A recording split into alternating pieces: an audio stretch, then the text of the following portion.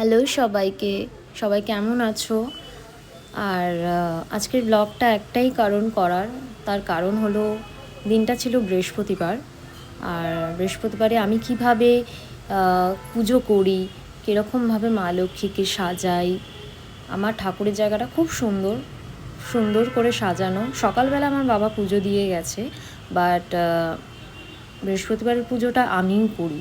আমার মাই করতো, বাট আমি করি, জানি না কেন আমার খুব ভালো লাগে। আর এই হচ্ছে আমার ছোট্ট মা লক্ষ্মী, মিষ্টি মা লক্ষ্মী। আমার জানি না কেন, আমি বলে বোঝাতে পারবো না, মানে এটা মন থেকে আমি বলছি। আমার লক্ষ্মী পুজো করতে চিরকাল মানে কি, যবে থেকে আমার জ্ঞান হয়েছে না, আমার লক্ষ্মী পুজো করতে খুব ভালো লাগে। আমি মানে কোজাগরি যে লক্ষ্মী পুজো হয় বছরে, ওই পুজোটাও আমি করি। আমার খুবই ভালো লাগে পুজো করতে। তো এখন মা লক্ষ্মীকে আমি স্নান করিয়ে নেব। স্নান করানোর পরে দেন মা লক্ষ্মীকে সুন্দর করে সাজাবো, আমি দেখতেই পারবে। আর আমি মনে করি আমি যেটুকু পারি, মানে আমি যেরকম পারি আমি সেরকমভাবেই ভক্তি মনে, ভালো মনে, ভালোবেসে আমি মা লক্ষ্মীর পুজো করি প্রত্যেক বৃহস্পতিবার। আমি জানি না, হয়তো কোনো ভুল ত্রুটি হতেই পারে, অনেকে হয়তো কমেন্ট করতেই পারে যে এটা এইভাবে না, ওইটা ওইভাবে না, বাট আমাদের বাড়ির যেই নিয়মটা রয়েছে আমি ওইভাবেই পুজো করি। আর ভালোবেসে করি, ভক্তি মনে করি, এটাই অনেক। আমার খুব ভালো লাগে। তোমরা প্লিজ কমেন্ট করো, যারা যারা আছো কমেন্ট করো, তোমাদের বাড়িতেও কি বৃহস্পতিবারের পুজো তোমরা করো নাকি তোমাদের মারা করে?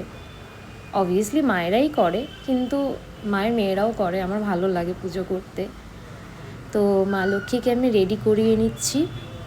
মা লক্ষ্মী রেডি হয়ে গেছে প্রপার, শুধু একটু টাচ আপ বাকি, ছোটো ছোটো। তো দেখো মা লক্ষ্মীকে খুব সুন্দর লাগছে। এই হচ্ছে আমার মা লক্ষ্মী, অপরূপ সুন্দর। আমাদের ঘরে আরেকটা ছোট্ট মা লক্ষ্মীর মূর্তি ছিল, বাট ওই মূর্তিটা না আমার দিদির বাড়িতে রয়েছে। তো আমার বাবা রিসেন্টলি, মানে এইবারই দুর্গা পুজোয়, কোজাগরি পুজোর আগের দিন আমাকে সুন্দর একটা মা লক্ষ্মী এনে দিয়েছে। আমার মা লক্ষ্মীর মুখটা কি মিষ্টি না, একদম ছোট্ট বাচ্চা। দেখো কি সুন্দর লাগছে আমার মা লক্ষ্মীকে। আর পেছনে কিন্তু আমার গোপাল রয়েছে, ছোট্ট রাধারানী রয়েছে, আরেকটা রাধারানী রয়েছে। আমার গোপু কিন্তু খুব মিষ্টি।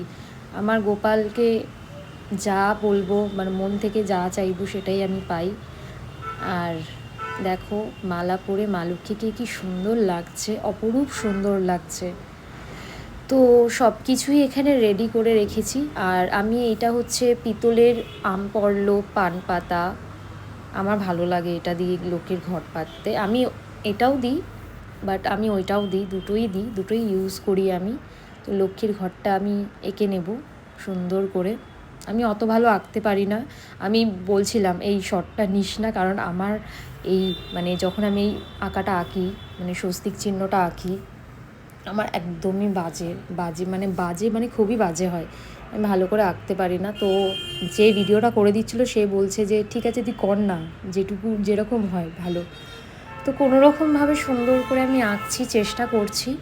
তো হয়ে গেছে। এবার আমি লক্ষ্মীর ঘরটা পেতে নেব। সুন্দর করে আমপল্লব দিচ্ছি। তারপরে পিতলের আমপল্লবটাও আমি দেব। আগে অন্যরকম একটা আমপল্লব ছিল, বাট ওটা না ভালো ছিল না, তাই চেঞ্জ করি এটা আনা হয়েছে। এই পান পাতাটাও আবার দিয়ে দিলাম। নাও এবার আরেকটা পান পাতা দিচ্ছি। এবার আমি কলা দিয়ে নিচ্ছি। কলা বলে না, অ্যাকচুয়ালি রম্ভা বলে, সেটা আমি ভুলে গেছি বলতে। তো লক্ষ্মীর ঘট পাতা আমার রেডি, পেতে নিয়েছি আমি লক্ষ্মীর ঘট। আচ্ছা, আমি কিন্তু অত গুছিয়ে কথা বলতে পারি না। আমি প্রত্যেকটা ভিডিওতে বলি আমি যেটুকু পারি সেটুকুই বলি, ওই জন্যই না আমার ব্লগ করতে একদম ভালো লাগে না। তো যাই হোক, দেখো আমার লক্ষ্মী পুজো মানে করা কমপ্লিট। পুজোটার শটটা নেওয়া হয়নি, বাট কমপ্লিট হয়ে গেছে। এইটা শটটা আমি পরে নিয়েছি। তো সবাই কমেন্ট করে জানিও সবার বাড়িতে কীরকম